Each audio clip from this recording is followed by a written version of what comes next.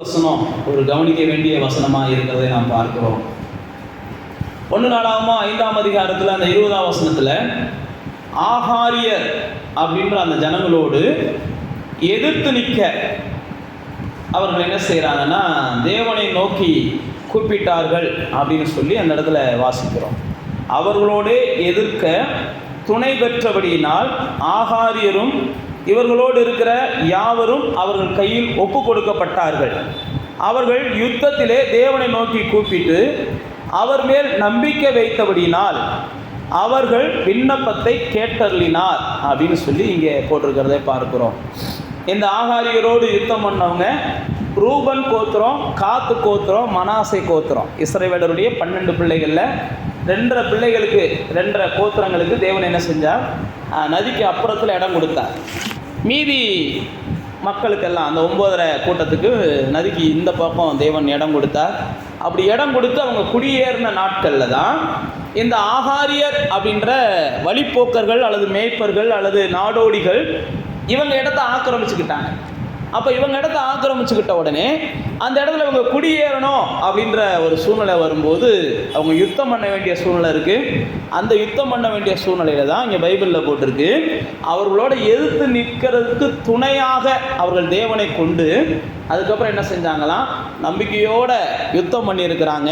கர்த்தர் அவங்க விண்ணப்பத்தை கேட்டு அந்த யுத்தத்தில் அவங்களுக்கு ஒரு பெரிய வெற்றியையும் அவர்களுடைய உடைமைகளை அவர்கள் சுதந்திரித்துக் கொள்வதற்கு கர்த்தர் என்ன செஞ்சாராம், துணை செய்தார் அப்படின்றத தான் அந்த இடத்துல வாசிக்கிறோம். அப்போ தேவனுடைய பிள்ளைகளாகிய நானும் நீங்களும் நமக்குரியவைகளை பெற்றுக்கொள்ளணும். வாழ்க்கையில் நமக்கு தேவன் வாக்கு கொடுத்துட்றாரு, இது உங்களுக்கான தேசம்ன்றாரு, இது உங்களுக்கான வாழ்க்கைன்றாரு, இதுதான் உங்களுடைய உலகம் அப்படின்னு சொல்லி கர்த்தர் என்ன செஞ்சாருன்னா ஒவ்வொருத்தவங்களுக்கும் உருவாக்கிடுறார். ஆனால் நமக்குன்னு தேவன் கொடுத்ததை நாம் பெற்றுக்கொள்வதற்கு தேவன் என்ன செய்கிறாருன்னா நம்மளை வழி நடத்துகிறார். நீங்கள் தான் போய் பெற்றுக்கொள்ளணும், நீங்கள் தான் சுதந்திரித்துக் கொள்ளணும், நீங்கள் தான் எடுத்துக்கொள்ளணும். ஏனென்றால் கர்த்தர் எப்பயுமே என்ன செய்கிறாருன்னா உங்களை பெரிய திறமசாலிகளாக உருவாக்கணும், உங்களை வல்லவர்களாக உருவாக்கணும், உங்களை எல்லா வகையிலையும் பலசாலிகளாக உருவாக்கணும், உங்களை சாமர்த்தியசாலிகளாகவும் காரிய சமர்த்தர்களாகவும் கர்த்தர் தான் கண்ணால் பார்க்கணும்னு விரும்புகிறார். அதனால தான் பல நேரத்தில் கர்த்தர் என்ன செய்கிறார், உங்களால் செய்ய முடியாதுன்னு நீங்கள் நினைக்கிற காரியத்தை கூட நீங்கள் செய்வதற்காக உங்களுக்கு துணை நின்று என்ன செய்கிறார், செய்ய வைக்கிறார். இப்படி தான் கர்த்தர் இந்த இடத்துல ஆகாரியரோடு கூட இவர்கள் யுத்தம் பண்ணுவதற்கு கர்த்தர் கிருபை பாராட்டி அவர்களை ஜெயிக்க வைக்கிறார். அப்போ தேவனுடைய பிள்ளைகளே, நீங்களும் நானும் இந்த நாட்களில் கற்றுக்கொள்ளுகிற ஒரு காரியம் என்னென்னா, நமக்குரியதை நம்முடைய வாழ்க்கையில் நாம் பெற்றுக்கொள்வதற்கு நாம் அதிகமாக தேவனை என்ன செய்யணும், நோக்கி பார்க்கணும் அல்லது ஜெபிக்கணும். அந்த ஜெபம் எப்படிப்பட்டதாக இருக்கணுமா, அந்த இஸ்ரவேலருடைய ஜெபத்தை போல நம்பிக்கையுள்ள ஒரு ஜெபமாக இருக்கும். எனக்குரியதை நான் தேவன்றது என்ன செய்யணும், பெற்றுக்கொள்ளணும். எனக்குரியதை நான் எனக்குரிய வாழ்க்கையை நான் வாழணும், எனக்குரிய ஆசீர்வாதங்கள் எனக்கு வேணும், எனக்குரிய மேன்மை எனக்கு வேணும், எனக்குரிய நன்மை எனக்கு வேணும் அப்படின்னு சொல்லி நீங்கள் என்ன செய்யணும், நம்பிக்கையோடு கேட்கணும். நீங்கள் நம்பிக்கையோடு கேட்கக்கூடாத அளவுக்கு சில ஏதாவது இடையூறுகள் உங்களுக்கு தென்பட்டாலும் நீங்கள் அந்த இடையூறுகளை பொருட்படுத்தக்கூடாது. எனக்குரிய வாழ்க்கை, எனக்குரிய வாக்கு தத்துவம், எனக்கு தேவன் என்ன செஞ்சிருக்கிறார், இதை தரேன்னு சொல்லியிருக்கிறார். சில நேரத்தில் சில இடையூறுகள் நம்முடைய உள்ளத்தில் உறுத்தி கொண்டு இருக்கும். இதெல்லாம் நீ கேட்கறதுக்கு தகுதி இல்லாத ஆளு, இல்லை இந்த அளவுக்கு நீ போகிற அளவுக்கு யோக்கியம் கிடையாது அப்படின்லாம் சில நேரத்தில் நம்முடைய உள்ளத்தில் ஏதோ ஒரு காரியத்தை வச்சு பிசாசானவன் என்ன செய்வான், ஞாபகப்படுத்தி நீ கேட்காதன்னு நம்மளை தடுக்க பார்ப்பான். ஆனால் நீங்களும் நானும் அந்த சத்தத்துக்கெலாம் செவி கொடுக்கக்கூடாது. நான் எப்படிப்பட்டவனாக இருந்தாலும் எனக்குரியதை என் தேவன் என்ன செய்வார், தருவார். நான் எவ்வளோ பலவீனனாக இருந்தாலும் எனக்குரியதை பெற்றுக்கொள்வதற்கு எனக்கு உரிமை இருக்குது. நான் அவருடைய வம்சம், அவருடைய வித்து அல்லது அவருடைய பிள்ளை. அதனால் நான் எப்படிப்பட்டவனாக இருந்தாலும் எனக்குன்னு அது வச்சுருக்கிற அந்த பங்கை நான் என்ன செஞ்சாகணும், பெற்றுக்கொண்டே ஆகணும் அப்படின்ற ஒரு வைராக்கியத்தோடு நீங்கள் செயல்பட்டீங்கன்னா நிச்சயமாக அதை பெற்றுக்கொள்வதற்கும் அதை கொடுப்பதற்கும் தேவன் என்ன செய்கிறார், எப்பயுமே ஆயத்தமாக இருக்கிறார். இதே பாருங்க, 4ஆம் அதிகாரத்தில் இதே புஸ்தகத்தில் நம்ம எல்லாரும் அறிந்திருக்கிறோம், யாபேஸ் ஒரு சின்ன ஜெபம் பண்ணுறாரு.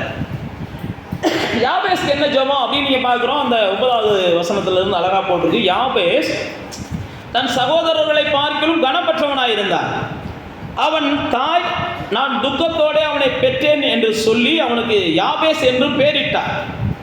யாபேஸ் இஸ்ரவேலின் தேவனை நோக்கி, தேவரீர் என்னை ஆசீர்வதித்து என் எல்லையை பெரிதாக்கி உன் கரம் என்னோடு இருந்து தீங்கு என்னை துக்கப்படுத்தாதபடிக்கு அதற்கு என்னை விலக்கி காத்தருளும் என்று வேண்டிக் கொண்டார். வேதம் அழகா முடிக்குது அந்த இடத்துல. அவர் வேண்டிக் கொண்டதை தேவன் கொடுத்தார். உங்க வாழ்க்கை எப்படி வேணும் அப்படின்னு நீங்க என்ன செய்யணும்? கர்த்தர்ட்ட உட்காந்து டிசைட் பண்ணணும். ஆண்டவரே, எனக்கு இப்படிப்பட்ட வாழ்க்கையை தாங்கப்பா, நான் இப்படிப்பட்ட வாழ்க்கையை எதிர்பார்க்கிறேன், இப்படிப்பட்ட சூழ்நிலை எதிர்பார்க்கிறேன், இப்படிப்பட்ட குடும்பத்தை எதிர்பார்க்கிறேன், இப்படிப்பட்ட பிள்ளைகளை எதிர்பார்க்கிறேன், இப்படிப்பட்ட கணவனை எதிர்பார்க்கிறேன், இப்படிப்பட்ட மனைவியை எதிர்பார்க்கிறேன். இப்ப இருக்கிற சூழ்நிலைகள் எதையுமே பொருட்படுத்தாதீங்க. இல்லை, நான் எதிர்பார்த்ததுக்கு எதுவுமே சாதகமா இல்லைன்னா யோசிக்காதீங்க. பைபிளில் போட்டிருக்கு பாருங்க, யாபேஸ் என்ன செய்யறான்? எப்படியோ போனது போயிட்டு போகுது. இப்போ எனக்கு என்ன செய்யுங்க ஆண்டவரே, இப்போ என் தாய் என்ன துக்கத்தோட பெத்தேன்னு சொல்லி எனக்கு பேர் வச்சுட்டாங்க, என் சூழ்நிலையெல்லாம் இப்படி போயிடுச்சு. ஆனால் இப்போ நீங்கள் என்னென்ன செய்யுங்க?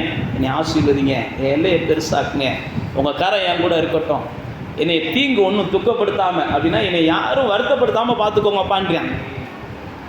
நான் யாராலையும் வருத்தப்படக்கூடாது அப்படின்னு நீங்கள் நினச்சிங்கன்னா அதை ஆண்டவர்கிட்ட சொல்லுங்கள். மற்றவங்கள்ட்ட நம்ம சொல்கிறதுனால ஒன்றும் ஆக போகிறதில்ல. ஆண்டவரே, நான் யாராலையும் இன்றைக்கி வருத்தப்படக்கூடாது, என்னை யாரும் காயப்படுத்தி இன்றைக்கி பேசக்கூடாது, நீங்கள் காத்துக்கோங்க பாட்டு நீங்கள் போய் பாருங்கள். காயப்படுத்தி பேசணும்னு வர்ற வார்த்தைகளோடு உங்கள் காதில் என்ன செய்யாது, அந்த நேரம் பார்த்து விழுகாது. அவங்க சொரணை இல்லாத ஆள்னு கூட சொல்லிட்டு போயிடுவாங்க. ஏன் நான் உங்களுக்கு சொல்கிறேன்னா, இந்த யாபேஸ் பாருங்கள், என் தாய் துக்கத்தோடு பெற்றாங்க, ஆனால் என் வாழ்க்கை துக்கத்தோடையே இருக்கணும்னு நான் விரும்பலை, நான் துக்கத்தோடையே முடிக்கணும்னு விரும்பலை. என் தாய் எனக்கு இதுதான் என்னுடைய முடிவுன்னு என் தாய் தீர்மானிச்சிட்டாங்க. நான் வாழ்க்கையில் சந்தோஷமாக இருப்பேன் அப்படின்னு என் தாய் நம்பலை. அல்லது என் வாழ்க்கையில் பெரிய மாற்றங்கள் அதிசயங்கள் நிகழும்னு சொல்லி வேறு யாருக்கும் நம்பிக்கை இல்லை. அதனால தான் பைபிளில் அந்த யாபேஸ் ஆரம்பிக்கும் போது அவன் சகோதரர்களை பார்க்கலும் அவன் கணம் பெற்றவனாய் மாறினான். ஏன் அப்படின்னா அவனுடைய ஜெபம் தான் அவனை அப்படி மாற்றுச்சு. நீங்கள் மாறணும் அப்படின்னு நினச்சிங்கன்னா, நான் மறுபடியும் தான் சொல்கிறேன், நீங்கள் தேவனோடு கூட என்ன செய்யுங்க, உங்களுடைய முகத்தை தேவனுக்கு நேராக திருப்புங்க. எந்த அளவுக்கு நீங்கள் தேவனுக்கு நேராக உங்கள் முகத்தை திருப்புறீங்களோ அந்த அளவுக்கு தேவன் என்ன செய்கிறார், உங்களுடைய வாழ்க்கையில் பல காரியங்களை செய்யும்போது உங்களை பார்க்கிற கண்கள் ஆச்சரியப்படும். இந்த காரியம் கர்த்தனால் நடந்துச்சு அப்படின்னு சொல்லி எல்லாருடைய கண்களும் ஆச்சரியப்படும். ஒருவேளை தள்ளப்பட்ட கல்லை போல நீங்கள் இருக்கலாம், மற்றவங்க பார்வையில் எப்படி முன்னேறான்னு பார்ப்போம் அப்படின்னு கூட மற்றவங்க நினைக்கலாம். ஆனால் நீங்களும் நானும் ஒரே ஒரு வழி தான், ஆண்டவரே நீங்கள் தான்ப்பா அப்படின்னு சொல்லி நீங்கள் அவருடைய முகத்தை நோக்கி பாருங்கள். இந்த யாபேஸ் தான் செஞ்சான். அந்த இஸ்ரவேலர்கள் அதான் நம்பிக்கையோடு ஆண்டவர்கிட்ட விண்ணப்பம் பண்ணுறாங்க. ஆண்டவரே, 2.5% நாங்கள் எங்களுக்கு கிடைக்க வேண்டிய பங்கை இன்னொரு நாடோடிகள் வந்து அபகரிச்சுக்கிட்டாங்க, எங்களுக்கு கிடைக்க வேண்டிய பங்கை அவங்க அபகரிச்சுக்கிட்டு எங்களோட யுத்தம் பண்ண ஆயத்தமாக இருக்கிறாங்க. நம்பிக்கையோட விண்ணப்பம் பண்ணாங்களா, ஆண்டவர் அந்த இடத்துல வெற்றியையும் கொடுத்தார், அவங்களுக்கு அந்த இடத்தையும் கொடுத்தார். இங்கே பாருங்க, யாபேஸ் அப்படிதான் செய்யறார், நம்பிக்கையோட விண்ணப்பம் பண்ணுறான். அப்போ தேவனுடைய பிள்ளைகளை எந்த சூழ்நிலைகளையும் தேவனால் என்ன செய்ய முடியும், மாற்ற முடியும். இதுதான் முடிவு, இதுதான் நிரந்தரம், சாகிறது வரைக்கும் இப்படி தான் இருக்கும்னு நீங்கள் தீர்மானிக்காதீங்க. அது தீர்மானிக்கும் போது நீங்கள் தேவனை என்ன செய்றீங்க, மட்டுப்படுத்துறீங்க. அப்படின்னா என்னன்னா, தேவனை வருத்தப்படுத்துறீங்க. தேவனால் எதையும் என்ன செய்ய முடியும், மாற்ற முடியும், எதையும் மாற்ற முடியும். அவரால் கூடாதுன்னு ஒன்றுமே இல்லை. இன்னும் ஸ்பெசிஃபிக்காக சொல்லணும் அப்படின்னா, உங்களுக்காக அவர் எதையும் செய்வார். ஸ்பெசிஃபிக்காக சொல்லணும், உங்களுக்காக அவர் என்ன செய்வார், எதையும் செய்வார். அவர் தம்முடைய ஜனத்துக்காக, பைபிளில் போட்டிருக்கு, தம்முடைய ஜனத்துக்காக அவர் எதையும் செய்யக்கூடியவராக இருக்கிறார். தம்முடைய ஜனம் நடந்து போகணுன்றதுக்காக கடலை கூட என்ன செஞ்சவர், செவரா நிப்பாட்டினவர். தம்முடைய ஜனம் நடந்து போகணுன்றதுக்காக, தம்முடைய ஜனம் நடந்து போகணுன்றதுக்காக வனாந்தரத்தை கூட என்ன செஞ்சார், குளிர்நிழலாக மாற்றினவர். ஏன் நான் உங்களுக்கு சொல்கிறேன்னா, அவரை நீங்கள் ஆராதிக்கிறதுனால உங்கள் மேலே அவருடைய அன்பு என்ன செய்யுது, அளவு கடந்ததாக தான் எப்பயுமே இருக்கும். அதனால் தேவனை தேடுற நீங்கள் இந்த மாற்றங்களை தேவனிடத்தில் நீங்கள் எதிர்பார்க்குற மாற்றங்களை முதல் என்ன செய்யுங்க, கேட்டு பெற்றுக்கொள்ளுங்க. என்ன மாற்றத்தை நீங்கள் எதிர்பார்த்தாலும் தேவன்கிட்ட கேட்கலாம். என்ன மாற்றத்துக்கும் தேவன் என்ன செய்கிறார். ஈசாக்கு பைபிளில் போட்டிருக்கு, மனைவிக்காக ஜெபித்தான். ஆதியாகமத்தின் புத்தகம் ஈசாக்கு தன்னுடைய மனைவிக்காக ஜெபிக்கிறான் 21ஆம் அதிகாரத்தில் 21வது வசனத்தில். ஆனால் வேதத்தில் போட்டிருக்கு, அவன் மனைவிக்காக ஜெபித்த அந்த ஜெபத்தை கர்த்தர் கேட்டார்னு தான் போட்டிருச்சு. அப்போ நீங்கள் உங்கள் மனைவிக்காக ஜெபித்தாலும் சரி, கணவனுக்காக ஜெபித்தாலும் சரி, அவன் மனைவிட்ட என்ன இல்லையோ அது வேணும்னாவே அங்கே கேட்குறத பார்க்குறோம். நீங்களும் உங்கள் வாழ்க்கையில் என்ன இல்லையோ அதை நீங்கள் என்ன செய்யலாம், தேவன்கிட்ட வந்து கேட்டு பெற்றுக்கொள்ளலாம். உங்கள் கணவன்கிட்ட என்ன இல்லையோ அதை நீங்கள் கேட்டு பெற்றுக்கொள்ளலாம். மனைவிட்ட என்ன இல்லையோ அதை கேட்டு நீங்கள் பெற்றுக்கொள்ளலாம். ஆனால் என்ன இல்லையோ நம்ம அதை கேட்பதற்கு பதிலாக நம்ம என்ன செஞ்சிடறோம், அவங்கள குத்தி காமிச்சு புள்ள பூச்சியை என்ன செஞ்சிடும், கொடுக்கு முளைக்க வச்சிடும். அப்படின்னா புரியுதா புரியலையான்னு தெரில. ஒன்றுமே இல்லாத ஆட்களை நம்ம என்ன செஞ்சிடறோம், பெரிய ரவுடிகளாக மாற்றி விட்டுறோம். அதுக்கு தான் நான் உங்களுக்கு சொல்கிறேன், என்ன உங்கள் மனைவிட்ட இல்லை, என்ன உங்கள் கணவன்கிட்ட இல்லைன்னு நீங்கள் பார்க்குறீங்களோ, தேவனே என் மனைவிட்ட இது இல்லைப்பா தாங்கப்பான்னு கேளுங்க. கணவன்கிட்ட என்ன இல்லைன்னு நீங்கள் பார்க்குறீங்களோ, என் கணவன்கிட்ட இது இல்லைப்பா தாங்கப்பான்னு கேளுங்க. அல்லது பிள்ளைகள்கிட்ட என்ன இல்லை நீங்கள் எதிர்பார்க்குறீங்களோ அதை தாங்கப்பான்னு கேளுங்க. கர்த்தர் சகலமும் என்ன செய்கிறார், இன்னைக்கு சிருஷ்டிக்கிறார். அவர் சிருஷ்டி முடிச்சிட்டதெல்லாம் கிடையாது, இன்னைக்கும் தன்னுடைய ஜனத்துக்காக அவர் சிருஷ்டிக்கிறார். கர்ப்பம் இல்லாதவங்களுக்கு கர்ப்பத்தை கொடுக்கிறார், கைகள் இல்லாதவங்களுக்கு கைகளை கொடுக்கிறார், கண்கள் இழந்தவங்களுக்கு கண்களை கொடுக்கிறார். ஈசாக்கு ரெபேக்காளுக்காக ஜெபிக்கிறான். வேதத்தில் போட்டிருக்கு, கர்த்தர் என்ன செஞ்சாராம், ரெட்டை குழந்தைகளை ரெபேக்காளுக்கு கொடுக்கிறார். ரெட்டை குழந்தைகளை அப்படின்னா என்னன்னா, ரெட்டிப்பான நன்மையை தரார். உங்கள் கணவன் இவ்வளோ தூரம் மாறினா போதும் நீங்கள் நினச்சி ஜெபம் பண்ணுவீங்க, நீங்கள் எதிர்பார்த்ததை காட்டிலும் ஒரு அடி என்ன செய்வார், கூடையே மாறுவார். உங்கள் பிள்ளைகள் இவ்வளோ தூரம் மாறினா போதும் நீங்கள் ஜெபம் பண்ணியிருப்பீங்க. நான் அதுதான் மறுபடியும் சொல்கிறேன், நம்ம எதையுமே ஜெபத்தால் தான் சாதிக்க முடியும். நாம் எல்லாருமே ஜெபத்தினால சாதிக்க வேண்டும் என்பது தான் தேவனுடைய திட்டமாகவும் இருக்கிறது. அதனால தான் ஆபிரகாம் ஜெபத்தில் ஒரு முக்கியத்துவம் கொடுத்தான், ஈசாக்கு ஜெபத்துக்கு ஒரு முக்கியத்துவம் கொடுத்தான், யாக்கோபு ஜெபத்துக்கு ஒரு முக்கியத்துவம் கொடுத்தான். நீங்களும் நானும் என்ன செய்யணும் அப்படின்னா, எங்கள் தேவன் எனக்காக செய்யக்கூடியவன்ற நம்பிக்கையோடு ஜெபிக்கணும். அதை எங்கள் தேவன் எனக்காக செய்யக்கூடியவர், எனக்காக செய்வார், எனக்காக செய்வார். அதனால தான் ரோமரில் பவுல் சொல்கிறாரு, உங்களுக்காக ஜீவனை 8ஆம் அதிகாரத்தில் சொல்கிறாரு, ஜீவனையே கொடுத்த தேவன் மற்ற எல்லாத்தையும் எப்படி அருளாது இருப்பார் அப்படின்றார். உங்களுக்காக தன்னுடைய ஜீவனையே கொடுத்து உங்களை மீட்டெடுத்திருக்கிறார். அப்போ நீங்களும் நானும் இந்த நாட்கள் என்ன செய்கிறோம்னா, நம்மளால் முடியாத காரியங்களை நம்ம செய்யணும்னு போராடுறோம். நீங்கள் நினைச்சாலும் எந்த மனுஷனையும் மாற்ற முடியாது, நான் நினைச்சாலும் எந்த மனுஷனையும் மாற்ற முடியாது. எந்த மனுஷனுடைய சுபாவத்தையும் யாரும் மாற்ற முடியாது. உலகத்தில் நமக்கு தெரிஞ்சதெல்லாம் ஒன்றே ஒன்று தான். இந்த உலகத்தில் பைபிளில் வேதம் தெளிவாக போட்டிருக்குது, மனுஷனால் கூடாதவைகளை எல்லாம் தேவன் கூட வைக்கிறார். அப்போ நானும் நீங்கள் என்ன செய்யணும், செய்ய முடியாதவைகளை போட்டு செய்கிறேன்னு சொல்லி என்ன செய்ய வேண்டாம், பலத்தை வீணாக்க வேண்டாம், நாட்களை வீணாக்க வேண்டாம், காலத்தை வீணாக்க வேண்டாம். நான் மறுபடியும் சொல்கிறேன், நீங்கள் எதிர்பார்க்கிறத தேவனிடத்தில் கேளுங்க. தேவனிடத்தில் ஆண்டவரே இது நடக்கட்டும்பான்னு சொல்லுங்கள். யாபே சொல்கிறான் பாருங்க, எல்லையை பெருசாக்குங்க ஆண்டவரேன்றான். அப்போ தான் அந்த ஜனங்கள் என்ன செய்கிறான், அற்பமாக பார்க்குறியான். ஏன்னா எங்கள் அம்மா என்னை துக்கத்தோடு பெற்றுட்டேன்னு சொல்லிட்டாங்க, என் சகோதரர்கள் யார் என்னை என்ன மாட்டேன்றியான், மதிக்க மாட்டேன்றியான். யாபேஸ் அப்படி தான் சொல்கிறான், ஆண்டவரை பார்த்து சொல்கிறான். ஒவ்வொரு ஆட்டையாக போய் சொல்லலை, நீ ஏன்டா என்னை மதிக்க மாட்டேன்ற, ஏன்டா எங்கள் அண்ணன் தானடா, எங்கள் அப்பா தான்டா, எங்கள் அக்கா தானடா என்று மனிதர்களோட அவன் போராடலை. நானும் நீங்களும் சில நேரத்தில் என்ன செஞ்சிடும், இப்படி தான் ஈஸியான வழின்னு நினைக்கிறோம். இது ஈஸியான வழி கிடையாது, இதுதான் கடினமான வழி. மனிதர்களை விட்டுருங்க. யாபேஸ் பாருங்க, அவன் வாழ்க்கையில் எல்லாத்தையும் யோசிக்கிறான், அந்த ஜனங்கள் நம்மளை மதிக்கணுமா, அப்போ தேவனை நோக்கி நம்ம பார்ப்போம்டா, அப்போ தானே அந்த ஜனங்கள் நம்மளை மதிப்பான்றேன். அப்போ நீங்களும் நானும் தேவனை நோக்கி பார்த்தீங்கனாலே உங்களை மதிக்காத ஜனங்கள் மதிக்கிற சூழ்நிலைகளை கர்த்தர் என்ன செய்வார், உருவாக்குவார். எது உங்கள் வாழ்க்கையில் நடந்தால் உங்கள் ஜனங்கள் உங்களை மதிப்பாங்கன்னு நீங்கள் நினைக்கிறீங்களோ அதை தேவன்கிட்ட கேளுங்க. யாபேஸ் அப்படி தான் கேட்குறான், இது நடந்துச்சுன்னா இந்த ஜனங்கள் என்னை மதிப்பாங்க ஆண்டவரே, என் எல்லையை பெரிதாக்குங்க, என்னை என்ன செய்ய துக்கப்படுத்தாமல் என்னை காத்துக்கோங்க, எல்லா தீங்குக்கும் என்னை விளக்கிடுங்க. பைபிளில் போட்டிருக்கு, அவன் வேண்டிக் கொண்டதெல்லாம் கர்த்தர் என்ன செஞ்சாரான், அவனுக்கே செஞ்சிருக்கிறாருன்னா உங்களுக்கு நிச்சயமாக என்ன செய்வார். அதனால தான் நான் மறுபடியும் சொல்கிறேன், ஈசாக்கு தன்னுடைய மனைவி சூழ்நிலைகளை பார்க்குறான், மனைவிக்காக வேண்டுதல் பண்ணுறான், அதனுடைய விளைவை கர்த்தர் என்ன செய்கிறார், 2 மடங்காக தர்றாரு. அப்போ நீங்களும் நானும் வேத புஸ்தகத்தில் போட்டிருக்கு, நீங்கள் பேசிக்கிட்டு இருக்கிற போதே கர்த்தர் என்ன செய்கிறாரா, செயல்பட்டுக்கிட்டு இருக்கிறாரா. நீங்கள் பேசிக்கொண்டு இருக்கும்போதே, அப்படின்னா என்னென்னா பேசிக்கிட்டுனா கர்த்தர்கிட்ட பேசிக்கிட்டு இருக்கும்போதே, எந்த காரியத்துக்காக நீங்கள் கர்த்தர்கிட்ட பேசிக்கிட்டு இருக்கீங்களோ, எந்த காரியத்துக்காக கர்த்தர்கிட்ட விண்ணப்பம் பண்ணிக்கிட்டு இருக்கீங்களோ, எந்த காரியம் நடந்தால் நல்லா இருக்கும்னு சொல்லி கர்த்தருடைய முகத்தை நோக்கி பார்த்துக்கிட்டு இருக்கீங்களோ, நீங்கள் அவருடைய முகத்தை போய் நோக்கி பார்த்துட்டு நீங்கள் கீழே வர்றதுக்குள்ளே கர்த்தர் காரியங்களுக்கு என்ன செய்கிறாருன்னா வாசல்களை திறந்து வைக்கிறார். நம்ம எல்லாரும் அறிந்திருக்கிறோம், ஆதியாகமம் 24ஆம் அதிகாரத்தில் எலெயாசார் போகிறார். எங்கே போகிறாரு, பொண்ணு தேடி போகிறாரு. எலெயாசார் பொண்ணு தேடி போகும்போது ஆபிரகாம் சொல்லிடுறாரு, நீ போய் என்ன செய், பொண்ணை என் வீட்டுக்கு கூட்டு வான்றாரு. அப்போ எலெயாசார் போய் பொண்ணை கூட்டு வர்றது எப்படின்னு தெரியலை. ஆனால் எலெயாசார் பார்த்தீங்கன்னா ஒரே ஒரு ஜெபம் பண்ணுறார். பைபிள் அழகாக ஆவியானவர் நமக்கு எழுதி வச்சிருக்காரு. 24ஆம் அதிகாரம் 45வது வசனத்தில் 24ஆம் அதிகாரத்தில் வந்தீங்கன்னா 45ஆம் வசனத்தில் எலெயாசாரை குறித்து ஆவியானவர் தெளிவாக எழுதி வச்சிருக்கிற அந்த இடத்துல அவன் பேசிக்கிட்டு இருந்தான இருதயத்தில், ஆண்டவரே இந்த மாதிரி சூழ்நிலை இருக்குது, என்ன செய்யலாம் அப்படின்னு சொல்லி பேசிக்கிட்டு இருந்தான். இருதயத்தில் சொல்லி முடிக்கும் முன்னே அப்படின்னு 45ஆம் வசனம் போட்டிருப்பாரு. 24ஆம் அதிகாரம் 45ஆம் வசனம் பாருங்க. இப்படி நான் போய் ஏதாவது ஒரு பொண்ணை கூப்பிட முடியாது. ஏதாவது ஒரு பொண்ணை கூப்பிட்டா ஊருக்காரன் கட்டி வச்சிருக்கான். அது எலெயாசார் கூப்பிட்டாலும் கட்டி வைப்பேன், நான் கூப்பிட்டாலும் கட்டி வைப்பேன். யார் கூப்பிட்டாலும் என்ன செய்வாங்க? ஏதாவது தெரியாத ஒரு நோய் ஏதாவது ஒரு பொண்ணை நம்ம வந்து கூப்பிட்டு வர முடியுமா? யாரும் கூப்பிட்டு வர முடியாது, கட்டி வச்சிருவாங்க. ஆனால் பாருங்க, அதான் நான் உங்களுக்கு மறுபடியும் சொல்றேன்.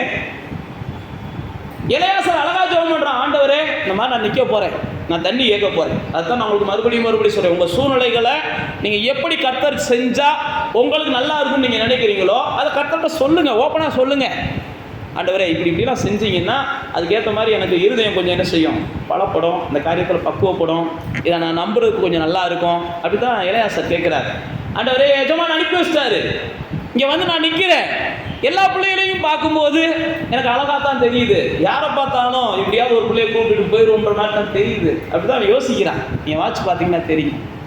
எலெயாசார் என்ன செய்கிறான், பார்க்குறான், வர வழியே இல்லை. நான் யார்கிட்டயாவது தண்ணி கேட்கும்போது அந்த அம்மா இப்படி பேசணும், அப்படி பேசுகிற அம்மா வீட்டுக்கு நான் தைரியமாக போய் பொண்ணு கேட்குறேன் இல்லையா? அப்படி பேசி முடிக்கிறதுக்கு முன்னாடி அது அந்த ஆவியானவர் நமக்கு எழுதி வச்சிருக்கிறார். இவன் இருதயத்தை தான் பேசுகிறான், தேவன்கிட்ட தான் பேசுகிறான். அப்போ பாருங்க, நீங்கள் இருதயத்தில் என்ன பேசுறீங்க, தேவன்கிட்ட என்ன பேசுறீங்க அப்படின்றத முழு தூதர்களும் கவனிச்சுக்கிட்டே இருக்கிறாங்க. தேவதூதர்கள்லாம் கவனிச்சுக்கிட்டே இருக்கிறாங்க. ஏன்னா அவர்கிட்ட கட்டளை வர்றதுக்கு முன்னாடி இவங்க செஞ்சாதான் இவங்களுக்கு நல்ல பேர் கிடைக்கும். எப்பா இந்த பிள்ளைக்கு அவர்கிட்ட சொல்லு, நான் சொல்றது ஏன்னா பைபிளில் போட்டு அவர் சொற்படி செய்கிற தூதர்கள், அவர் சொற்படி செய்வாங்க. அவர் என்ன சொல்றாரோ அதை அப்படியே செய்யறதா அவங்களுக்கு வேலை. அப்போ அவங்க சொல்றதுக்கு முன்னாடியே நம்ம செஞ்சிடணும்னு ஒவ்வொரு தூதனும் உங்களுக்காக என்ன செய்யறான், ஆவலோடு காத்திருக்கிறான். அப்போ தேவனுடைய பிள்ளைகளே, இங்கே பாருங்க, நம்முடைய வாழ்க்கையில் எத்தனையோ தடுமாற்றங்கள்ல நாம் என்ன செய்யறோம்னா யார்கிட்டயும் என்னென்னமோ ஆலோசனைகளை கேட்குறோம். ஆனால் இங்கே அழகா எலெயாசார் என்ன செய்கிறாரு, ஆண்டவரே இந்த சூழ்நிலை இருக்குது, எஜமான் என்னை அனுப்பி வச்சிட்டாரு. ஆனால் இந்த இடத்துல நான் வந்து என்ன செய்யணும், ஒரு பொண்ணை பார்த்து எப்படியாவது நான் பேசணும். அப்படி பேசணும்னா அந்த பொண்ணு இப்படிப்பட்ட சூழ்நிலைக்கு எனக்கு வரணும். அப்படியே அந்த அம்மா இல்லை என்ன கேட்டாலும் அதை காட்டிலும் அட்வான்ஸாக போகிறாங்க. வாயா, ஓ ஒட்டகத்துக்கு இல்லையா, உனக்கு மட்டும் இல்லையா, என் வீட்டில் தீவனம் இருக்கியா, நீ வாட்டுக்கு வாயான்னு கூப்பிட்டு போகிறாங்க. அப்போ நான் என்ன சொல்ல வரேன் அப்படின்னா, நீங்கள் தேவன்கிட்ட கேட்குற காரியம் சின்னதாக இருக்குது, தேவன் உங்களுக்கு ஆயத்தம் பண்ணுகிற காரியம் ரொம்ப பெருசாக இருக்குது. அதனால தான் நான் உங்களுக்கு சொல்கிறேன், தேவன்கிட்ட கேட்டு பழகுவோமேன்றேன். ஈசாக்கு தேவன்கிட்ட கேட்குறான், அவன் ஒரு பிள்ளை கிடைச்சா போதும்னு கேட்குறான். 2 பிள்ளைய ஆண்டவர் என்ன செய்கிறார், கொடுக்குறார். அதே மாதிரி தான் எலெயாசார் தேவன்கிட்ட கேட்குறான், ஒட்டகங்களுக்கு தண்ணி கொடுக்குமான்னு பார்ப்போண்டு. அங்கே போட்டிருக்கு ஒட்டகங்களுக்கு தண்ணி இல்லை, உங்களுக்கு சாப்பாடு கூட கொடுக்குறோம், வாங்க எங்கள் வீட்டுக்கு அப்படின்றாங்க. கடைசியில் போனால் எல்லாம் சாத்தியமாகுது, எல்லாம் சாதகமாகுது. அப்போ தேவனுடைய பிள்ளைகளே, நானும் நீங்களும் என்ன செய்யணும், நம்முடைய வாழ்க்கையில் என்ன வேணுமோ, என்ன நடக்கணுமோ அதை நம்பிக்கையோட தேவனுக்கு தெரியப்படுத்திக்கிட்டே இருப்போம். தேவனுக்கு தெரியப்படுத்திக்கிட்டே இருப்போம். நிச்சயம் சூழ்நிலைகளில் நம்ம என்ன தெரியப்படுத்துகிறோமோ அதை தேவன் என்ன செய்கிறார், நம்முடைய விண்ணப்பம் ஒருபோதும் வீண் போகாது. நம்ம கேட்குற எந்த ஒரு விண்ணப்பத்துக்கும் தேவன் என்ன செய்கிறார்னா பதில் தருகிறார். நம்முடைய விண்ணப்பங்கள் ஒவ்வொன்றையும் அவர் கணக்கில் வச்சுக்கிட்டே இருக்கிறார். நம்முடைய காரியங்களை எப்படா கை கூட வைக்கலாம் அல்லது அந்த காரியங்களை எப்படா வெற்றியை கொடுக்கலாம்னு கர்த்தர் காத்திருக்கிறார். நீங்கள் ஏறெடுக்கிற எல்லா விண்ணப்பத்துக்கும் அவர் பதில் தராட்டி அவருக்கு நிம்மதி இருக்காது. முதல் நல்லா தெரிஞ்சுக்கோங்க, அவருக்கு நிம்மதி இருக்காது. நீங்கள் ஏறெடுக்கிற விண்ணப்பத்துக்கெல்லாம் அவர் பதில் தரலைன்னா அவருக்கு சந்தோஷம் இருக்காது. ஏன் புள்ள இப்படி கேட்டுக்கிட்டே இருக்கு, நம்ம எப்படி கொடுக்காம இருக்கிறோம். அதனால தான் இயேசு சொல்லும்போது சொல்கிறாரு, நாவில் சொல் பிரவாவதற்கு முன்னமே உங்களுக்கு இன்னது தேவை என்பதை என்ன செஞ்சார், தேவன் அறிஞ்சிருக்கிறார். இயேசு தன்னுடைய பிரசங்கத்தில் அதுதான் சொல்கிறாரு, உங்களுக்கு என்ன தேவைன்றது அவர் அறிஞ்சிருக்கிறார். லூக்கா 18ஆம் அதிகாரத்தில் வரும்போது சோர்ந்து போகாமல் நீங்கள் ஜெபம் பண்ணுங்க, சோர்ந்து போகாமல் ஜெபம் பண்ணுங்க. நீங்கள் கேளுங்க, என்ன உங்களுக்கு வேணுமோ அதை கேளுங்க. ஆனால் சோர்ந்து போகாமல் என்ன செய்யுங்க, கேட்டுங்க. கர்த்தர் தருவார்ப்பா அப்படின்ற நிச்சயத்தோடு இருங்க. தாமதமான உடனே என்ன செய்ய வேண்டாம், கலங்க வேண்டாம். சில நேரத்தில் சில சூழ்நிலைகள் தாமதமாகும் போது நம்ம கலங்குறது மட்டுமல்ல, நம்முடைய ஜெபத்திற்கு பதில் வராதுன்ற ஒரு முடிவுக்கு போயிடுறோம். ஆனால் வேதம் சொல்லுகிறது, ஆண்டவர் சொல்றாரு அந்த லூக்காவில் வாட்சி பார்த்தீங்கன்னா 18ஆம் அதிகாரத்தில், இரவும் பகலும் தம்மை நோக்கி கூப்பிடுகிறவங்க விஷயத்தில் அவர் பொறுமையாக இருந்தாலும் அவர் என்ன செய்வாரா, நியாயம் செய்ய தாமதிக்க மாட்டார் அப்படின்னு அங்கே நமக்கு ஆவியானவர் அங்கே எழுதி வச்சிருக்கிறதை பார்க்கிறோம். அவர் தாமதிப்பது இல்லை, சோர்ந்து போகாம ஜெபம் பண்ணுங்க அப்படின்னு சொல்லிட்டு இரவும் பகலும் 7ஆம் வசனத்தில் பாருங்க, அப்படியே தேவன் தம்மை நோக்கி இரவும் பகலும் கூப்பிடுகிறவர்களாகிய தம்மால் தெரிந்து கொள்ளப்பட்டவர்களின் விஷயத்துல நீடிய பொறுமையுள்ளவர்களாய் இருந்து அவர்களுக்கு நியாயம் செய்யாமல் இருப்பாரோ அப்படின்னு போட்டிருக்கு. அப்போ உங்க வாழ்க்கையில சில நேரத்துல சில காரியங்கள்ல நியாயம் நடக்காம கூட போயிருக்கலாம். உங்க பக்கம் இருக்கிற நியாயம் கிடைக்காம போயிருக்கலாம், உங்களுக்கு பக்கம் கிடைக்க வேண்டிய தீர்ப்பு கிடைக்காம போயிருக்கலாம். ஆனா நீங்க ஜெபம் பண்ணியிருக்கலாம். ஆனால் உங்களுக்கு ஆண்டவர் சொல்கிற வார்த்தை அதுதான், கொஞ்சம் என்ன செய்யுங்க, பொறுமையாக இருங்க, கிடைக்க வேண்டிய தீர்ப்பு தேவனால் என்ன செய்யும், கிடைக்கும். தேவன் ஒரு காரியத்தை செய்ய ஆரம்பிச்சிட்டாருன்னா அதை தடுக்க யாராலும் என்ன செய்யாது, முடியாது, யாராலையும் தடுக்க முடியாது. அவர் செய்யும்போது எதிர்த்து நிற்க ஒருவராலும் கூடாது.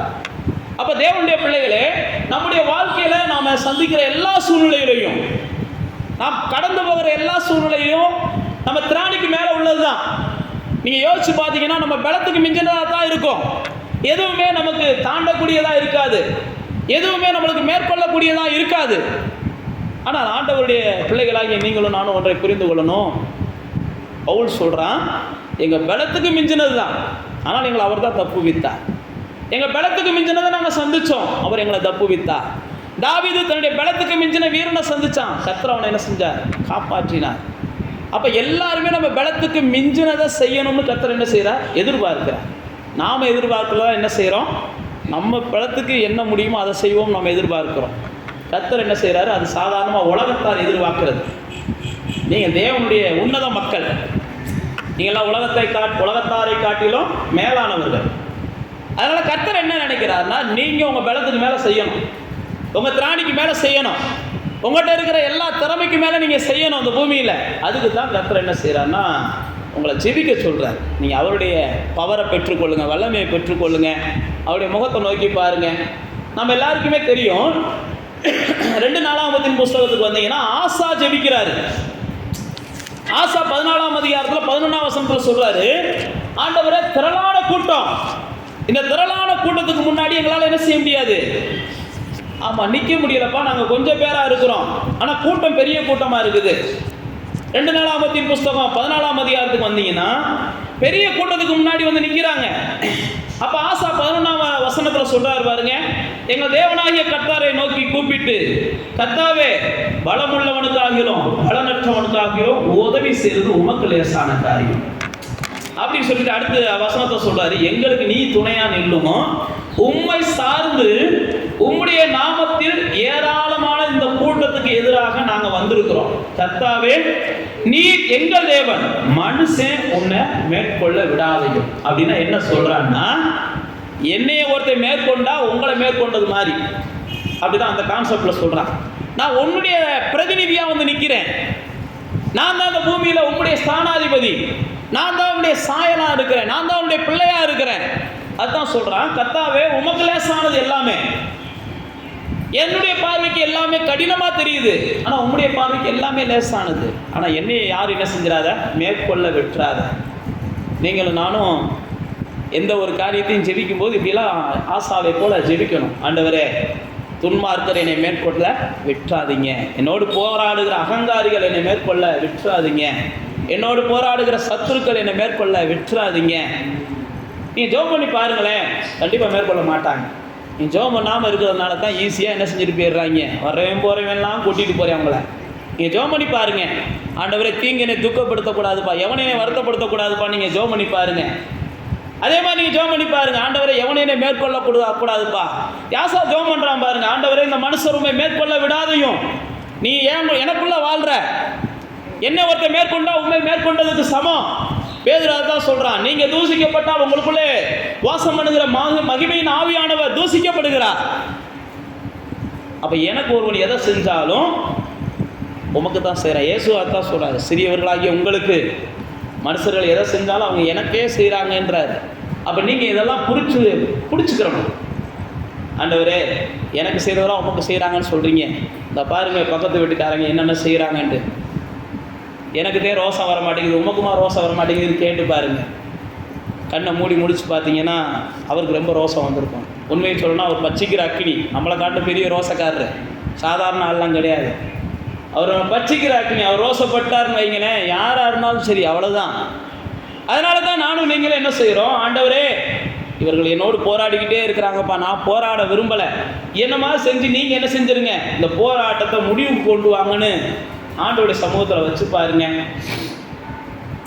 வீணாக போராடிக்கிட்டு இருக்க மனுஷன்கிட்ட இருந்து விடுதலை ஆண்டவர் உங்களுக்கு கொடுப்பார். வீணாக மனுஷனோட நம்ம போராடிக்கிட்டே கிடக்கிறோம். நீங்கள் ஆண்டவர்கிட்ட ஒப்பு கொடுத்துருங்க, ஆண்டவரே இவனோட நான் போராட விரும்பலை, நீங்கள் போராடிக்கோங்க சாமி, என்னை ஆளை விடுங்க, நான் நிம்மதியாக இருக்க விரும்புகிறேன்னு கேட்டு பாருங்க. ஆசை அப்படி தான் சொல்கிறான், ஆண்டவரே இந்த ஜனங்கள் என்னை மேற்கொள்ள விடாதீங்க. நீங்கள் அடுத்த சில வசனங்களை வாசி பார்த்தீங்கன்னா வானத்துலேருந்து தேவனை யுத்தம் பண்ண ஆரம்பிச்சிடறாரு. வானத்துலேருந்து யுத்தம் பண்ண ஆரம்பிச்சிடறாரு. இவங்க இவ்வளோ கீழே யுத்தம் நடக்கும்னு நினைக்கிறான், ஆனால் தேவன் வானத்துலேருந்து யுத்தங்களை என்ன செய்கிறார், ஸ்டார்ட் பண்ணிடுறாரு. அதுக்கப்புறம் தான் அவனுக்கு புரியுது, எப்பா இனிமேல் இவங்களுக்காக நம்ம எதாவது ஒன்று செய்ய போனோம்னா எங்கெங்கே இருந்தோ நமக்கு அடி விழுகுது, எங்கெங்கே இருந்தோ அடி விழுகுது. இங்கே தான் அடி விழுகுது இல்லை, நம்ம இவனை அடித்தா இங்கே தான் அடிக்கிறோம். ஆனால் இவனுக்காக நம்ம போராட ஆரம்பித்தோம்னா இவனுக்காக எங்கெங்கே இருந்தோ அடி விழுகுது. அப்போ இங்கே பாருங்கள், ஆசா சொல்கிறாரு, ஆண்டவரே லேசான காரியம் உமக்கு, அதனால் உங்கள் கையில் ஒப்பு கொடுத்துறேன்றியான்.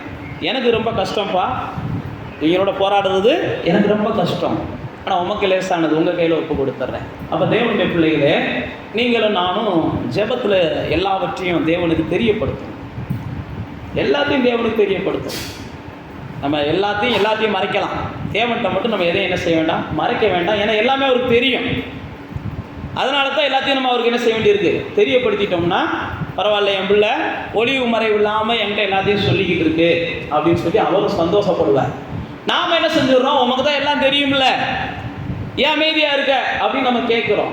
ஆண்டவர் என்ன செய்கிறார், எல்லாம் தெரிஞ்சாலும் நீங்கள் கேட்கணும். அதுதான் அவருடைய பிரின்சிபல், அவருடைய வழிமுறை. அதுதான் நீங்கள் ஜெபத்தில் எவைகளை கேட்கிறீர்களோ ஆண்டவர் சொல்றாரு பாருங்க, இந்த மலையை பார்த்து போகட்டும்னு கேட்டால் கூட மலையை நான் நகர்த்தி கொடுக்குறேன்றாரு. நீங்கள் எதை கேட்குறீங்களோ அதை நான் செய்வேன்றாரு. என் நாமத்தினால எதை கேட்டாலும் நான் உங்களுக்கு என்ன செய்வேன். ஆண்டவருடைய பிள்ளைகள் நானும் நீங்களும் கேட்டு பெற்றுக்கொள்ள வேண்டும் என்று தேவன் விரும்புகிறார். தேவனிடத்தில் எந்த மனுஷன்ட்டையும் இல்லை, தேவன்கிட்ட தான் நம்ம என்ன செய்கிறோம், கேட்டுக்கொள்ளும். ஆசா பாருங்க அப்படிதான் சொல்கிறான். இதுக்கு மேலே பார்த்தீங்கன்னா எசேக்கியாவை குறித்து நீங்கள் வாட்சி பார்த்தீங்கன்னா 1-2 ராஜாக்களின் புஸ்தகத்துக்கு வந்தீங்கன்னா 19ஆம் அதிகாரம் 20வது அதிகாரங்களில் பார்த்தீங்கன்னா எசேக்கியா அவனுடைய வாழ்க்கையை பார்க்குறோம். அவன் பார்த்தீங்கன்னா ஒருபடி மேலே போயே சொல்கிறான், ஆண்டவரே பெரிய வேதனையை சந்திச்சுக்கிட்டு இருக்கோம்ப்பா, பெரிய நெருக்கத்தை சந்திச்சுக்கிட்டு இருக்கோம். 19ஆம் அதிகாரம் 3வது வசனம்,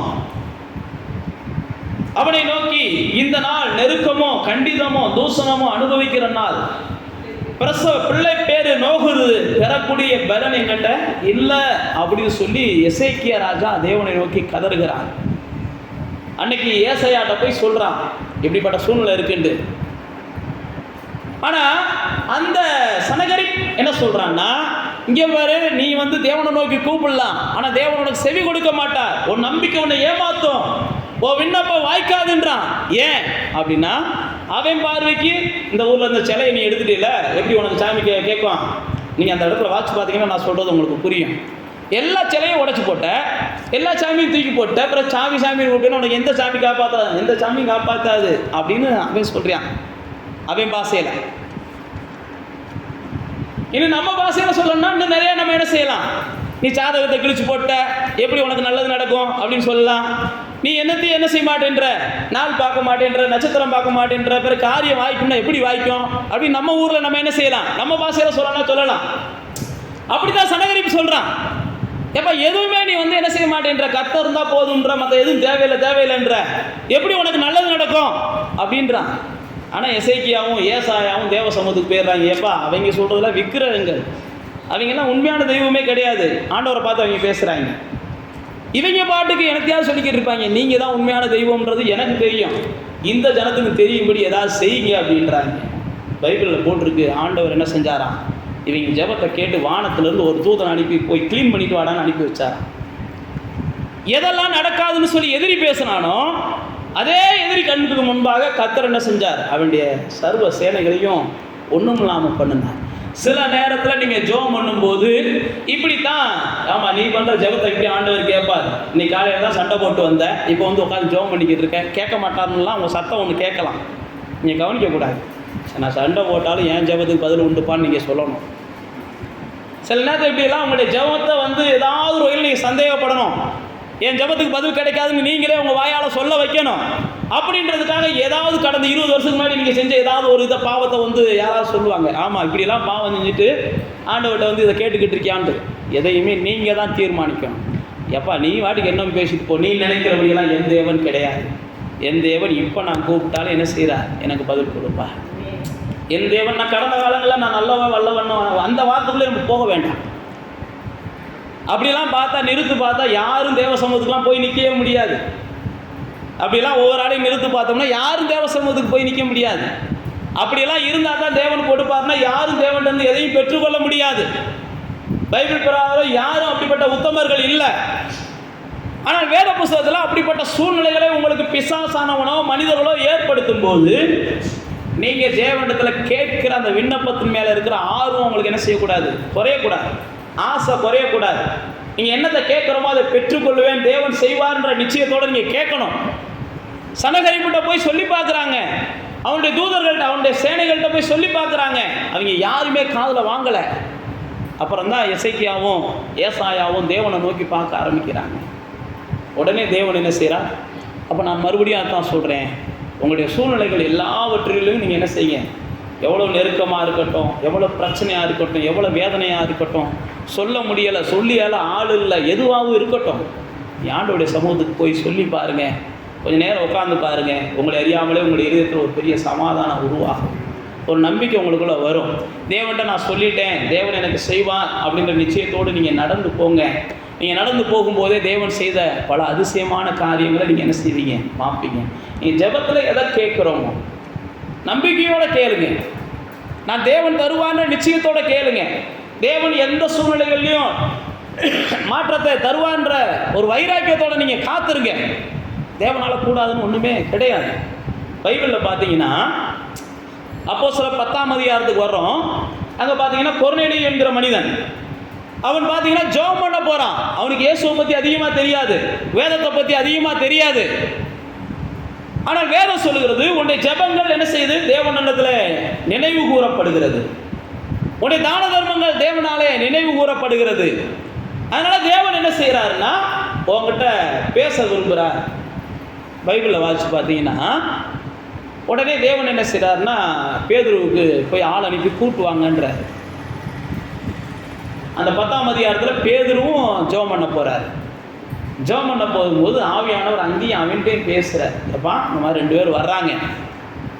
சில நேரத்தில் தேவன் பார்த்தீங்கன்னா நாம் கொர்நேலியு மாதிரி நம்முடைய ஜெபங்கள் கேட்கப்படுதில்ல அப்படின்னு சொல்லி நாம் என்ன செஞ்சிடறோம்? ஆலயத்துக்கு ஏன் போகணும்? ஆண்டவருடைய வார்த்தையை நமக்கு தெரிஞ்ச அளவுக்கு கற்றுக்கிட்டா போதும், பெருசாக கற்றுக்கிட்டு என்ன செய்ய போகிறோம்? சில நேரத்தில் நமக்கு அப்படிலாம் தோணும். இல்லை சில நேரத்தில் கொர்நேலியு மாதிரி என்ன செய்யலாம்? இல்லைப்பா இவ்வளோ நாள் ஆண்டவர் பேசிட்டார், எனக்கு போதும், இனி ஒரு ஆளை கூப்பிட்டு நாங்கள் ஜெபம் பண்ணணும்னு அவசியம்லாம் இல்லை, இன்னொரு ஆளை கூப்பிட்டு நாங்கள் வேதவசனத்தை கற்றுக்கொள்ளணும்னு அவசியம்லாம் இல்லை அப்படின்லாம் கொர்நேலியு என்ன செய்யலை? பேச. கொர்நேலியு பாருங்க ஜெபிக்கிற மனிதன், அவனுடைய ஜெபத்துக்கு தேவன் பதில் தருகிறார். ஆனால் கொர்நேலியு என்ன செஞ்சான்? தேவ சத்தம் எதுவோ அந்த சத்தத்துக்கு அப்படியே விட்டு கொடுக்குறான். போய் பேதுருவை கூப்பிட போகிறாங்க, பேதுரு வருகிறான். அதனுடைய விளைவு என்னென்னா கொர்நேலியும் அவனுடைய குடும்பத்தாரும் முழுவதும் என்ன செய்கிறாங்க? பரிசுத்த ஆவியின் அபிஷேகத்தை தர்றாங்க. முழுவதும் எல்லாரும் ரட்சிக்கப்படுறாங்க, எல்லாரும் மனம் திரும்புகிறாங்க. அப்போ நீங்களும் நானும் ஏதோ இருக்கிறதுலையே நம்ம போதும் போதும் போதும்னு நினச்சிக்கிட்டே இருந்தோம் அப்படின்னா இதுவே நமக்கு போதும், இவ்வளோ தூரம் நம்ம கற்றுக்கொண்டது போதும், இவ்வளோ தூரம் நம்ம ஜெபித்தது போதும், இவ்வளோ தூரம் நம்முடைய வாழ்க்கையில். இப்போ கொர்நேலியுக்கெல்லாம் வேறு எதுவும் வேணும்னு அவசியம் இல்லை. அவனுக்கு ஒரு பெரிய தலைவன், பணத்துக்கு பிரச்சனை இல்லை. வான்னா ஒருத்தன் வர போகிறேன், போனா ஒருத்தன் போக போகிறேன். ஆனாலும் அவனுக்குள்ள ஒரு தாகம், ஆவிக்குரிய தாகம் இருந்துக்கிட்டே இருக்குது. அவனுடைய ஜெபத்தை எல்லாம் ஆண்டவர் கவனிக்கிறார். அவன் என்ன ஜெபம் பண்ணான்னு தெரில. ஆனால் கர்த்தர் அவனுக்கு கொடுத்த பதில் என்னென்னா அவன் குடும்பத்தார் ரட்சிக்கப்படும்படியாகவும் அபிஷேகம் பெறும்படியாகவும் கர்த்தர் அவனுக்கு என்ன செஞ்சிருக்கிறார்? அந்த அதிகாரத்தில் பதில் கொடுத்துருக்கிறார். அப்போ அதை வச்சு நாம் என்ன கணித்து கொள்ளுகிறோம் அப்படின்னா, ஒருவேளை கொரிநலியும் அதுக்காக கூட என்ன செஞ்சிருக்கலாம், ஜெபம் பண்ணியிருக்கலாம். என் குடும்பத்தாரெல்லாம் ரட்சிக்கப்படணும், என் குடும்பத்தாரெல்லாம் அபிஷேகம் பெறணும் அப்படின்னு கூட அவன் ஜெபம் பண்ணியிருக்கலாம். தெரியல நமக்கு, அந்த இடத்துல ஆவியானவர் அந்த காரியத்தை நிறைய நமக்கு எழுதலை. ஆனால் அவனுக்கு தேவன் கொடுத்த பதில் அதுதான். ஆவியானவருடைய சத்தம் அங்கே பாருங்க, அவங்க வீட்டில் தொனிக்குது. அவங்க வீட்டில் இருக்கிறவங்க எல்லாம் மனம் திரும்புகிறாங்க, எல்லாரும் ரட்சிக்கப்படுறாங்க, எல்லாரும் ஞானஸ்நானம் பெறாங்க. அதுக்கப்புறம் பார்த்தீங்கன்னா எல்லாரும் என்ன செய்கிறாங்க, அபிஷேகத்தையும் பெறுகிறாங்க. ஒருவேளை உங்கள் குடும்பங்களில் மனம் திரும்பாதவங்க மனம் திரும்பணும்னு நீங்கள் ஜெபம் பண்ணுறீங்களான்னு தெரியலை. ஆனால் ஜெபம் பண்ணணும். ஜெபம் பண்ணிங்கன்னா கொர்நேலியுவுக்கு வாய்ப்புகளை ஏற்படுத்தின தேவன் நிச்சயமாக உங்களுக்கும் வாய்ப்புகளை ஏற்படுத்துவார். யாரை கொண்டு ஏற்படுத்துவார்லாம் தெரியாது, என்னை கொண்டு தான் அப்படின்னு கிடையாது. யாரையும் கர்த்தர் என்ன செய்யலாம், ஏற்படுத்தலாம். யாரை கொண்டு ஏற்படுத்தினா இந்த இடத்துல விக்கெட்டு விழுவும்னு கர்த்தருக்கு தான் தெரியும். யாரை பயன்படுத்தினா இந்த ஆளை நம்ம வழிக்கு கொண்டு வரலாம்னு கர்த்தர் தான் அறிவார். யாருடைய இருதயத்துக்கு யார் பொருத்தமானவன் அப்படின்றது கர்த்தருக்கு தான் தெரியும். அதனால் நம்ம என்ன செய்யணும், ஆண்டவரே இந்த மாதிரி சூழ்நிலை என் குடும்பம் எப்படியாவது பரலோகம் வரணும், என் குடும்பத்தில் ஒரு ஆள் கூட என்ன செஞ்சிடக்கூடாது, பரலோகத்தை மிஸ் பண்ணிடக்கூடாது, என் குடும்பத்தில் இருக்கிற எல்லாரும் இயேசுவின் ரத்தத்தினால மீட்கப்பட்டவர்களாக மாறணும். இதெல்லாம் நீங்கள் ஜெபம் பண்ணணும். குடும்பத்தில் இருக்கிறவங்களுக்காக நம்ம பல ஆசீர்வாதங்களுக்காக ஜெபம் பண்ணுறோம். ஆனால் அவங்கெல்லாம் மனம் திரும்பணும், அவங்கெல்லாம் பரலோகம் வரணும், அவங்களாம் நித்திய வாழ்க்கையை பெற்றுக்கொள்ளணுன்ற ஜெபம் தான் நம்முடைய பிரதானமான ஜெபமாக இருக்கணும். மற்ற ஜெபம்லாம் அவசியம். உலகம் முழுவதையும் ஆதாயம் பண்ணிட்டு ஜீவனை நஷ்டப்படுத்தினா அதனால் என்ன லாபம் அப்படின்ற மாதிரி இருக்குது. மற்ற எல்லாமே உலகத்தில் நம்ம பெற்றுக்கொள்ளலாம். ஆனால் உலகத்தில் இயேசுவை தெய்வமாக தொழுது கொள்ளாமல் நம்முடைய குடும்பத்தில் யாரும் என்ன செய்யக்கூடாது, போயிடக்கூடாது. அதுக்காக நம்ம ஜெபம் பண்ணணும். அதுதான் நான் உங்களுக்கு சொல்லலை. நம்ம ஜெபம் பண்ணுவோம். கொர்நேலியும் ஜெபம் பண்ணா, அவனுடைய குடும்பத்தில் யாரையும் கர்த்தர் விடலை. பைபிளில் போட்டிருக்கு, ஒருவர் கூட விடாத அளவுக்கு கர்த்தர் அவர்களுக்கு அபிஷேகத்தை தந்தார், ரட்சிப்பை தந்தார்.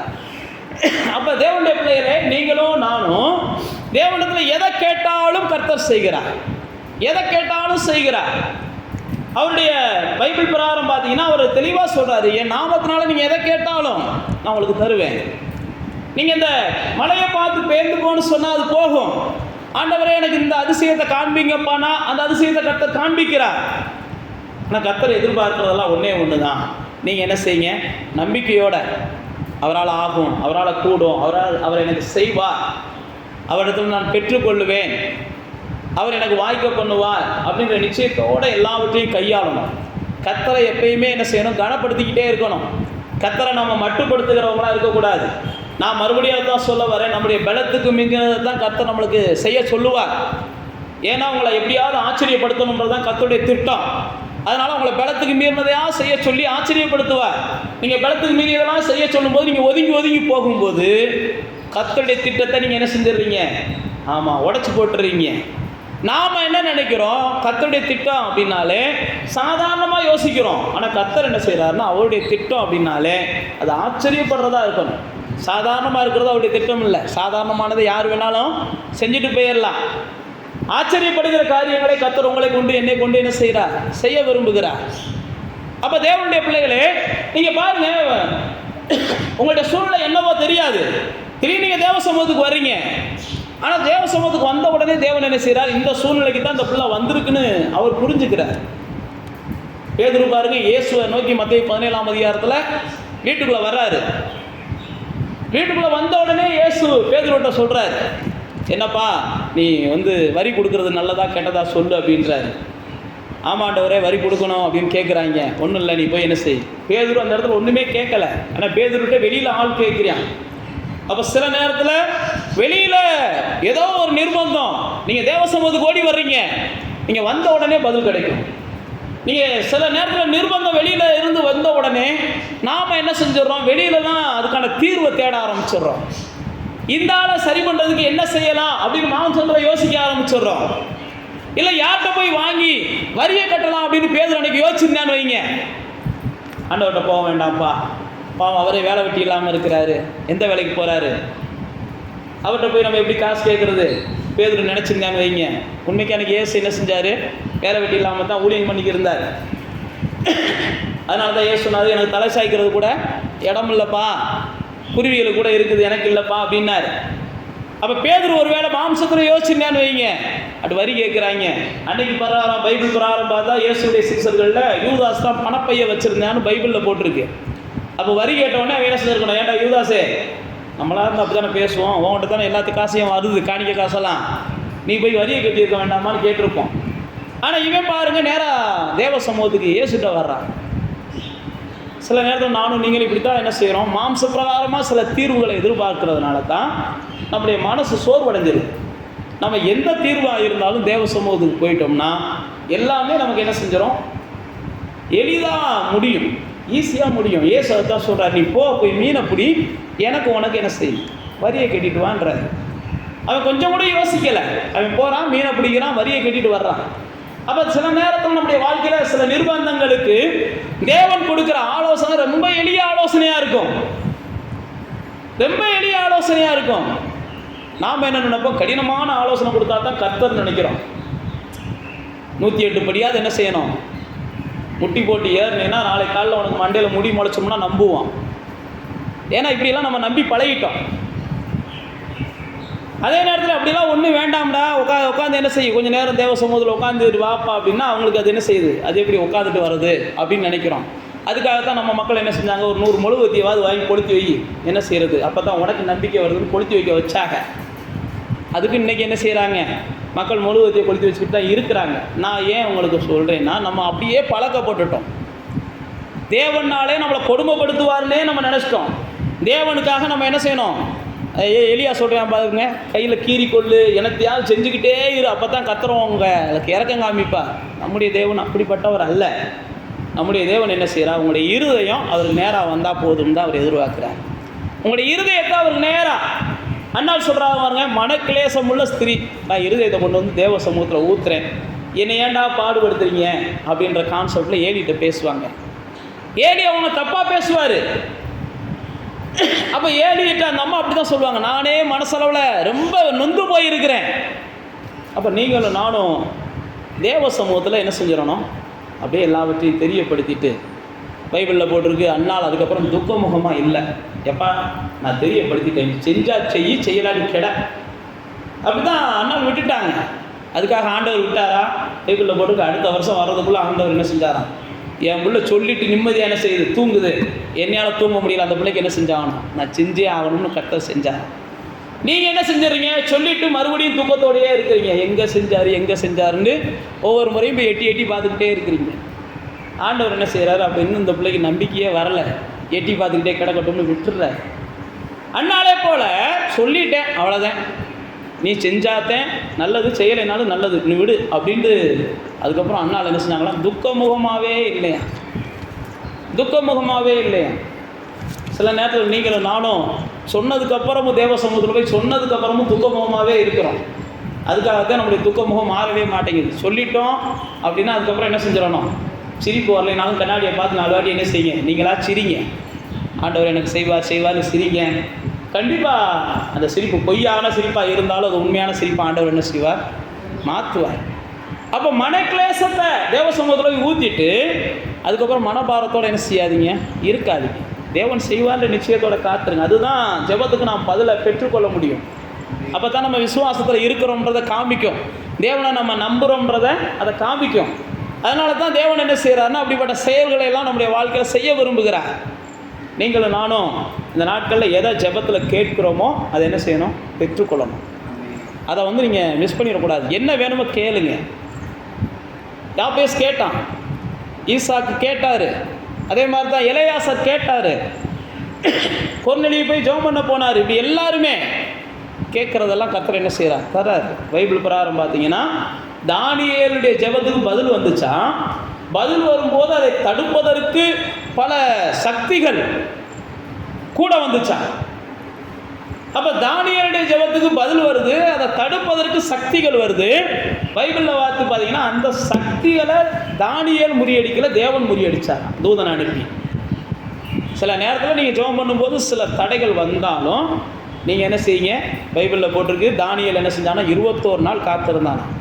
தானியேல்கிட்ட அந்த தூதன் சொல்கிறான், நீ ஜெபம் பண்ண தொடங்கின வார்த்தையா அன்றைக்கே பதில் வந்துருச்சு, ஆனால் பிரச்சனை சில நேரத்தில் தடைகள் வந்துச்சுக்கிட்டே இருந்துச்சு, அந்த ராஜா பிரச்சனையாக இருந்தா, இந்த சாத்தான் பிரச்சனையாக இருந்தா, இந்த பிசாசு பிரச்சனையாக இருந்தா, ஆனால் தேவன் தன்னுடைய தூதன் அனுப்பி எல்லாத்தையும் முறியடிச்சிட்டார். பைபிளில் போட்டிருக்கு, நீ தேவனுக்கு பிரியமானவன், நீ வேண்டிக் கொள்ள தொடங்கின போதே பதில் வந்துருச்சு.